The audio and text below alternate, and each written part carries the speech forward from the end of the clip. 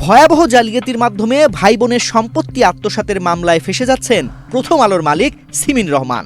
Share জালিয়াতির এই মামলায় ট্রান্সকম লিমিটেডের সিইও সিমিন এবং তার মা ওই কোম্পানির চেয়ারম্যান শাহনাজ রহমানের বিরুদ্ধে চার্জশিট দাখিল করেছেন পিবিআই। 15 জানুয়ারি বৃহস্পতিবার ঢাকা মেট্রোপলিটন ম্যাজিস্ট্রেট আদালতে মামলা শুনানি অনুষ্ঠিত হয়। এ মামলায় বিচারক ছিলেন সিফাতুল্লাহ সিফাত। সিমিন রহমান ট্রান্সকম লিমিটেডের প্রতিষ্ঠাতা লতিফুর রহমানের বড় মেয়ে। তার বোনের নাম সাজরে হক ও একমাত্র ভাই আরশাদ ওয়ালিউর রহমান।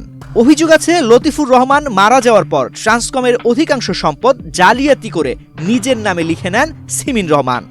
এ বিষয়ে প্রত্যক্ষভাবে সিমিনকে সহায়তা করেন তার মা শাহনাজ রহমান। ভাই বোনদের সম্পত্তি থেকে বঞ্চিত করার অভিযোগে 2024 সালের 22 ফেব্রুয়ারি লতিফুর রহমানের অন্য মেয়ে সাজরে হক গুলশান থানায় মামলা করেন। মামলায় সিমিন রহমান সহ 6 জনের বিরুদ্ধে জালিয়াতির অভিযোগ করা হয়। একমাত্র স্মার্ট সিটি বসুন্ধরা, আধুনিকতায় এক ধাপ এগিয়ে। পরে মামলার তালিকায় যোগ করা হয় শাহনাজ রহমানের নাম। গুলশান থানার ওই মামলার নম্বর 20। দীর্ঘ তদন্ত শেষে শেয়ার জালিয়াতের মামলাটির চার্জশিট দাখিল করলেন পিবিআইয়ের তদন্ত কর্মকর্তা সৈয়দ সাজিদুর রহমান। বাদীপক্ষের আইনজীবী সৈয়দ আমিনুল হক বলেন, জালিয়াতি করে পুরো কোম্পানির মালিকানা দখলে নিয়েছেন সিমিন রহমান। যে মালিকানাধীন যে শেয়ার ছিল লিমিটেডে, সেই শেয়ার ফর্ম 117 তো তাকে বলে শেয়ার ট্রান্সফার ইনস্ট্রুমেন্ট জাল করে সিমিন রহমান মেজরিটি অংশ নিজে নিয়ে নিয়েছেন। আর সাথে হক এবং লতিফুর রহমান সাহেবের একমাত্র ছিল যিনি তার সংগঠনের সবচেয়ে বড় দাবিকা, ওনাকে খুব অল্প অংশ দিয়ে কিছু জাল শেয়ার ট্রান্সফার ইনস্ট্রুমেন্ট তৈরি করেছে এবং সেটার বেসিসে উনি কোম্পানি দখলে নিয়ে গেছে। ওই মামলাটাতে দীর্ঘদিন প্রায় 2024 সালের মামলা। আজকে 2 দিন আগে চার্জশিট আসছে পুলিশ। সেই মামলার যে অভিযোগ জালিয়াতি, শেয়ার ট্রান্সফার ফর্ম জালিয়াতি করে শেয়ার ট্রান্সফার করা, এই যে অভিযোগ, সেই অভিযোগের সত্যতা পেয়ে সবার এগেস্টে চার্জশিট দিয়েছে। একজনকে বাদ দিয়েছে, নতুন করে সম্ভবত শাহনাজ রহমান, লতিফুর রহমান সাহেবের ওয়াইফকে ইনক্লুড করেছে, if I am not wrong. সম্পত্তি আত্মসাতের জন্য ভুয়া ডিড অফ সেটেলমেন্টের আরেক মামলার বৃহস্পতিবার বাদী সাজরে হকের নারাজি আবেদন মঞ্জুর করেন আদালত।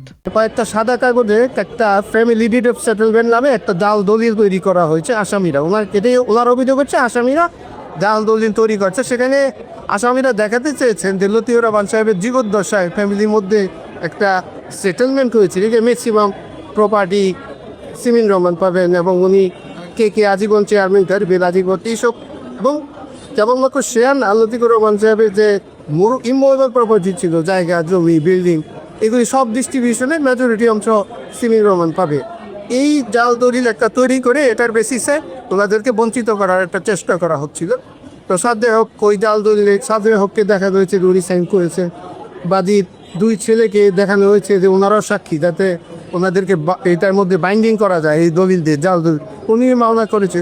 সেই ডিসপিউটেড স্বাক্ষর, জাল স্বাক্ষরকে ওনার এডমিটেড স্বাক্ষর হিসেবে ধরে উনি একটা ফরেন্সিকে পাঠিয়েছেন। ফরেন্সিক থেকে এটা ভুল রিপোর্ট আসছে এবং ফরেন্সিক কর্মকর্তা জড়িত থাকলেও এটা রাষ্ট্রদ্রোহী বেশি নয়। তো এই জন্য উনি আজকে ওটাতে এই জাল স্বাক্ষর 2টা কম্পেয়ার করে ওনার আসল স্বাক্ষরকে বাদ দিয়ে যে ভুল মিথ্যা রিপোর্ট দিয়েছেন, ওটাই দেখতে উনি আজকে নারাজি ফাইন করেছেন।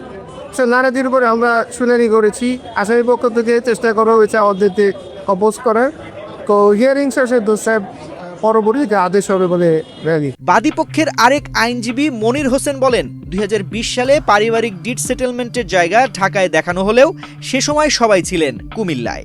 বাদী এবং তার 2 ছেলে আসামিরা সহ সবাই ওই টাইমটাতে আপনার কুমিল্লাতে ছিল এবং ওনাদের গুগল ম্যাপের যদি লোকেশন আমরা গুগলতে জমা দিয়েছি, যেখানে স্পষ্ট দেখা যাচ্ছে যেদিন ডিড অফ সেটেলমেন্টটা সই করা হয়েছে বলে দাবি করা হচ্ছে 12/6/2020 তারিখে, ওনারা সবাই ওই দিনই কুমিল্লায় ছিল। যদি ওরা কুমিল্লায় থাকে তাহলে ঢাকায় এটা কীভাবে সম্পর্কিত হয়? 1 2 নম্বর হচ্ছে ওই ডিডটা এটা একেবারে একটা সাদা কাগজে এবং এটা কাগজ ছেঁড়া আছে, তাই নিজেই বলতেছে। পুরো বিষয়টা হচ্ছে লতিফুর রহমান সাহেব মারা যাওয়ার পর এটা সৃজন পাওয়া হয়েছে। There are serious doubt and discrepancy in the final report submitted by the investigation officer. So our Hamido submission was before the court যে আমরা এটা further investigation পিবিআইয়ের তদন্ত কর্মকর্তা চার্জশিটে উল্লেখ করেন 2020 সালের 13 জুন বোর্ড মিটিং অনুষ্ঠিত হয় ঢাকায়। মিটিংয়ের এজেন্ডা ছিল 1 পূর্বের মিটিংয়ের সিদ্ধান্ত অনুমোদন, 2 ভিডিও কনফারেন্সের মাধ্যমে মিটিংয়ে অংশগ্রহণ ও ইলেকট্রনিক সিগনেচারের অনুমোদন, 3 লতিফুর রহমান কর্তৃক শেয়ার হস্তান্তরের বিষয়ে অনুমোদন। এই মিটিংয়ে হাজিরা শিটে লতিফুর রহমানকে ছুটিতে দেখানো হয়। হাজিরা শিটে আরশাদ ওয়ালিউর রহমানের স্বাক্ষর থাকলেও মিটিংয়ের সময় তিনি কুমিল্লায় অবস্থান করছিলেন। বোর্ড মিটিংয়ে তৃতীয় এজেন্ডার মাধ্যমে লতিফুর রহমানের 23,600 শেয়ারের মধ্যে তার বড় মেয়ে সিমিন রহমানকে 14,160টি এবং ছেলে আরশাদ ওয়ালিউর রহমান ও ছোট মেয়ে সাজরে হককে 4,720টি করে শেয়ার হস্তান্তর করা হয়। এই মিটিংয়ের বিষয়ে বাদী দাবি করেন, এ ধরনের বোর্ড মিটিং 2020 সালের 13 জুন অনুষ্ঠিত হয়নি। তদন্তকালে কোম্পানির বর্তমান পরিচালককে 2020 সালের 13 জুনের বোর্ড মিটিং ও রেজুলেশনের কাগজপত্র উপস্থাপনের জন্য বলা হলে আসামি পক্ষ থেকে কোনো সাড়া পাওয়া যায়নি। এছাড়া তদন্তে বোর্ড মিটিংয়ের আগে কোনো ইমেইল বা ডাকযোগে কোনো নোটিশ বা চিঠির কপি পাওয়া যায়নি। এছাড়া আরজেএসসিতে জমাকৃত শেয়ার হস্তান্তরে জালিয়াতির আশ্রয় নিয়েছেন সিমিন রহমান। চার্জশিটে বলা হয়েছে 2020 সালের 13 জুন ট্রান্সকম লিমিটেডের শেয়ার হস্তান্তরের কাগজপত্র আরজেএসসিতে জমা দেওয়া হয়।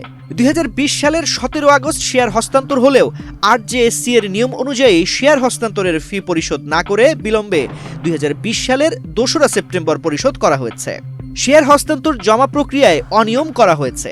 শেয়ার হস্তান্তরের সময় দাতা ও গ্রহীতা কোনো পক্ষই আরজেএসসিতে উপস্থিত ছিলেন না।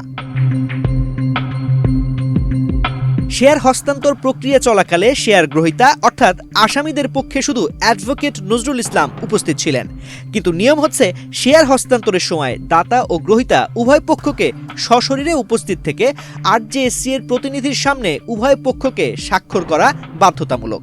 কিন্তু শেয়ার হস্তান্তর প্রক্রিয়ায় উক্ত নিয়ম অনুসরণ করা হয়নি, যা 1994 সালের কোম্পানি আইনের 38 ধারার লঙ্ঘন। এছাড়া 2020 সালে ভাই বোনের ভুয়া স্বাক্ষর ব্যবহার করে বেশিরভাগ শেয়ার নিজের নামে নেওয়ার জন্য সিমিন গ্রুপ অফ কোম্পানির নথিপত্র ও পারিবারিক ডিড অফ সেটেলমেন্ট তৈরি করেন। এজন্য সিমিন রহমান দুটি ভুয়া স্ট্যাম্প এফিডেভিট ব্যবহার করে সেখানে ছোট বোন সাজরে হক সহ বাবা, ভাই ও অন্যদের স্ক্যান করা স্বাক্ষর ব্যবহার করে ট্রান্সকমের বেশিরভাগ শেয়ার ট্রান্সফারের দলিল তৈরি করেন এবং এগুলো যৌথ মূলধনী কোম্পানি ও ফার্মসমূহের পরিদপ্তরে দাখিল করেন। সাজরে হকের নামে আরজেএসসিতে সিমিনের দায়ের করা এফিডেভিটের নন জুডিশিয়াল স্ট্যাম্প 2023 সালে সৃজনকৃত বলে সম্প্রতি ঢাকা মহানগর হাকিম আদালতে দেওয়া ডাক বিভাগ ও ঢাকা জেলা প্রশাসকের অফিসের প্রতিবেদনে উল্লেখ করা হয়।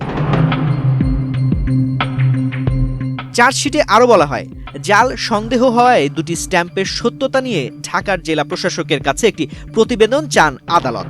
সেই প্রতিবেদনে বলা হয়, যে ভেন্ডর থেকে এই স্ট্যাম্প দুটি সরবরাহের তথ্য রয়েছে সে ভেন্ডরের লাইসেন্স 2020 সালের 13 ডিসেম্বর বাতিল করা হয়। তিনি 2023 সালের স্ট্যাম্পকে অসৎ উপায়ে সংগ্রহ করে আসামি পক্ষকে 2020 সালের 3রা মার্চ নিজ স্বাক্ষরে সরবরাহ করেন।